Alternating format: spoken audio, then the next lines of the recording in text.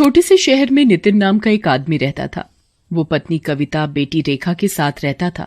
वो अपनी बेटी से बेहद प्यार करता था। एक दिन की बात है, उस दिन बहुत जोरों की बारिश हो रही थी और नितिन को ऑफिस के लिए निकलना था। बारिश थी कि थमने का नाम ही नहीं ले रही थी। नितिन अपनी पत्नी कविता से कहता है, मुझे नहीं लगता कि अभी ये बारिश जल्दी रुकेगी।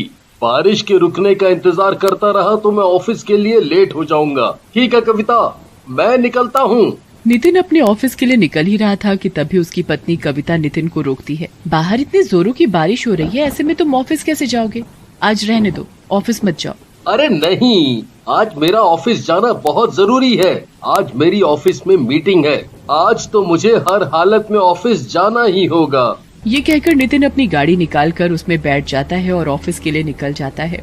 बाहर बड़े जोरों की बारिश हो रही थी। चारों ओर पानी ही पानी दिखाई दे रहा था। तभी वो देखता है, ये भीड़ कैसी? चलकर देखता हूँ। नितिन गाड़ी से उतरकर भीड़ में देखने जाता है। वो देखता है कि एक 8 साल की बच्ची खून में लथपथ पड़ी है, दर्द से कराह रही है। सभी लोग उसे घेर कर खड़े देख रहे हैं। नितिन सब लोगों से कहता है, अरे इसे अस्पताल लेकर जाना पड़ेगा। इसे जल्दी से अस्पताल लेकर चलो, नहीं तो ये मर जाएगी। पर कोई भी उस बच्ची की मदद के लिए नहीं आता। नितिन उस बच्ची से कहता है, बेटा तुम चिंता मत करो, मैं तुम्हें अभी अस्पताल लेकर चलता हूँ। नितिन देखता है कि उसे बुरी तरह चोट लगी हुई है। वो दर्द से तड़प रही है और कराह रही है, माँ माँ। इसे जल्दी ही अस्पताल लेकर जाना पड़ेगा। इसका खून भी बहुत बह गया है। इसका जल्दी इलाज करना बहुत जरूरी है। इसे जल्दी से मेरी गाड़ी में लिटाओ। नितिन उस बच्ची को अपनी गाड़ी में लिटाकर उसे अस्पताल लेकर पहुंचता है। डॉक्टर साहब जल्दी कीजिए, इस बच्ची की हालत ठीक नहीं है। इसका कोई एक्सीडेंट करके चला गया है। प्लीज आप इसे बचा लीजिए। ठीक है, हम पूरी कोशिश करेंगे। डॉक्टर उस बच्ची का इलाज शुरू करते हैं। बच्ची तो बच जाती है, पर डॉक्टरों को उसका एक पैर काटना पड़ता है। जब तक उस बच्ची को होश नहीं आ जाता, नितिन भी वहीं उस बच्ची के पास बैठा रहता है। तभी कुछ ही देर में उसे होश आ जाता है। माँ माँ। तुम कैसी हो बेटा? बच्ची कुछ नहीं कहती, वो रोए जा रही थी। तभी बच्ची जब अपने पैर को देखती है, मेरा पैर, मेरा पैर। बच्ची अपने पैर को देखकर बहुत रोती है। तभी डॉक्टर बताता है, बेटा हमें तुम्हारा पैर इसलिए काटना पड़ा क्योंकि कुचलने की वजह से तुम्हारा पूरा पैर खराब हो चुका था। बच्ची रोए जा रही थी। वो चुप होने का नाम ही नहीं ले रही थी। नितिन उसे चुप कराने की कोशिश करता है। चुप हो जाओ, रो मत। मुझे बताओ तुम कहाँ रहती हो? मैं तुम्हें तुम्हारे घर, तुम्हारे माँ पिताजी के पास छोड़ दूंगा। ये सुनकर बच्ची रोने लगती है, मेरा कोई घर नहीं है, मेरे माँ बाप नहीं है। उस बच्ची की बात सुनकर नितिन के पैरों तले जमीन खिसक जाती है। उसे बड़े जोरों का झटका लगता है। वो हिम्मत करके उस बच्ची से उसके बारे में और नाम पूछता है। नैना, नैना नाम है मेरा। मेरे माता पिता का बचपन में ही देहांत हो गया था। फिर दादी ने मुझे पाला, पर वो भी मर गई। अब मैं बिल्कुल अकेली हूँ, मेरा कोई नहीं है। नितिन कुछ देर चुप हो जाता है और कुछ सोचकर नैना से कहता है, तुम अपने आप को अकेली मत समझो। तुम मेरे साथ मेरे घर चलो। आज से तुम मेरे घर में ही रहोगी।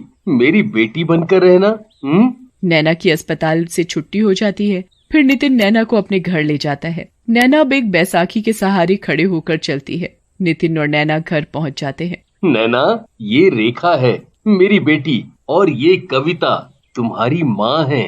नैना, आज से तुम भी हमारी ही बेटी हो। तुम हमें अपने ही माता पिता समझो। नैना अपने नए माता पिताजी को पाकर खुशी के मारे फूट फूट कर रोने लगती है। माँ, पिताजी। रेखा को अपने माता पिता का नैना के प्रति प्यार देखकर नैना से जलन होने लगती है और वो नैना से नफरत करने लगती है। नितिन और कविता नैना की अच्छे से देखभाल करते हैं। नैना भी बहुत ही जल्दी ठीक भी हो जाती है। नितिन नैना का दाखिला रेखा के स्कूल में ही करवा देता है।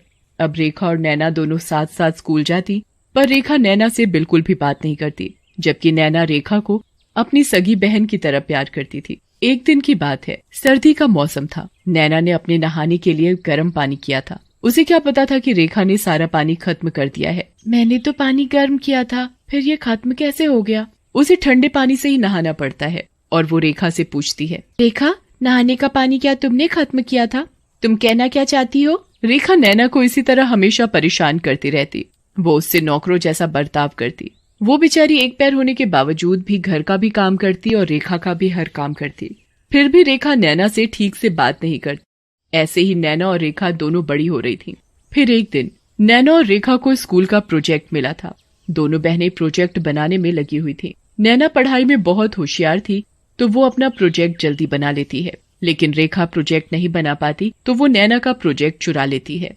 और अगले दिन दोनों को स्कूल जाना था। उन्हें क्लास में अपना प्रोजेक्ट दिखाना था।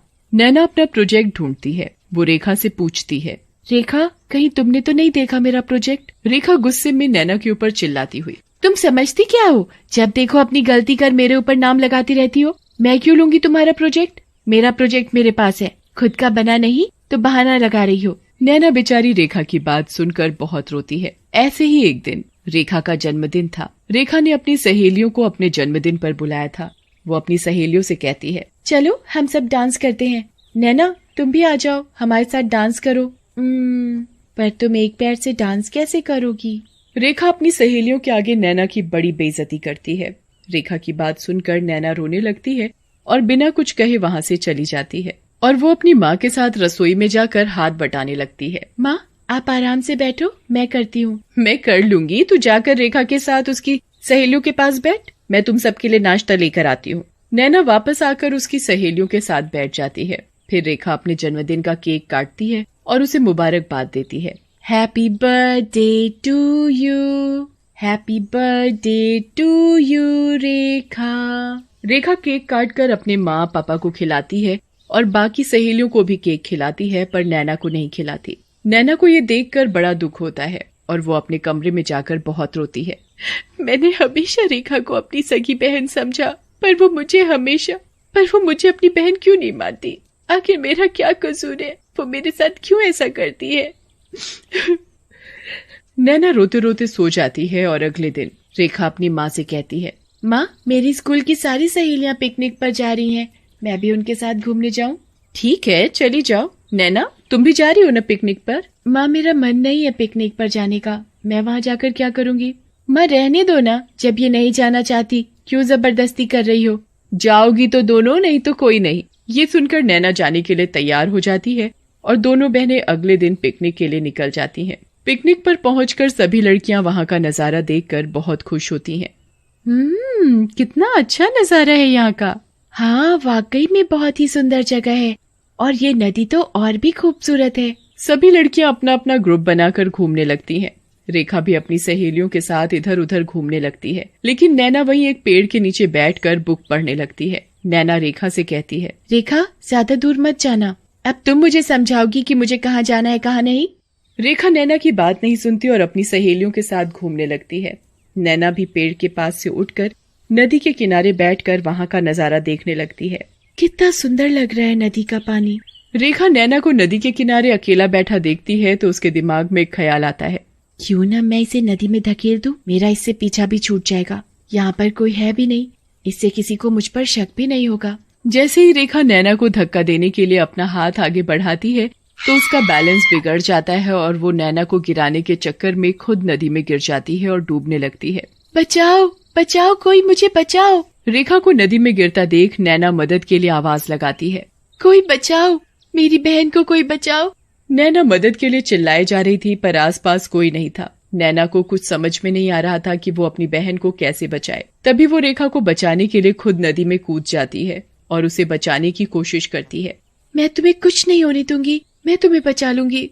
नैना ने रेखा को पकड़ रखा था और नैना पूरी कोशिश कर रही थी रेखा को बचाने की, पर एक पैर होने की वजह से वो भी डूबने लगती है। तभी वहाँ रेखा की सहेलियां आ जाती हैं और वो रेखा और नैना को डूबता हुआ देखती हैं। रेखा नैना तुम चिंता मत करो, मैं अभी किसी को बुलाकर लाती हूँ। रेखा की सहेलियां स्कूल के सर को बुलाकर लाती हैं। स्कूल के सर नदी में कूदकर रेखा और नैना दोनों को बाहर निकाल कर बचा लेते हैं। रेखा को होश था लेकिन नैना अभी तक बेहोश थी। नैना को इस तरह बेहोश देखकर रेखा मन ही मन पछता रही थी। उसे अपनी गलती का एहसास होता है। हे भगवान, ये मैंने क्या कर दिया? अपनी ही बहन को मारने चली थी। भगवान मुझे माफ कर दो, मेरी नैना को बचा लो। फिर सभी नैना को अस्पताल ले जाते हैं। वहाँ उसके माँ पिताजी भी आ जाते हैं और नैना का इलाज करवाते हैं। और जैसे ही नैना को होश आता है, नैना मुझे माफ कर दो, मैंने तुम्हारे साथ कितना गलत किया, फिर भी तुमने मेरी जान बचाई। जान कैसे नहीं बचाती, तुम मेरी बहन जो हो, मेरी बहन, प्यारी बहन। और नीचे जो वो सब्सक्राइब का बटन है ना, उसको हिट करो, जल्दी से करो सब्सक्राइब।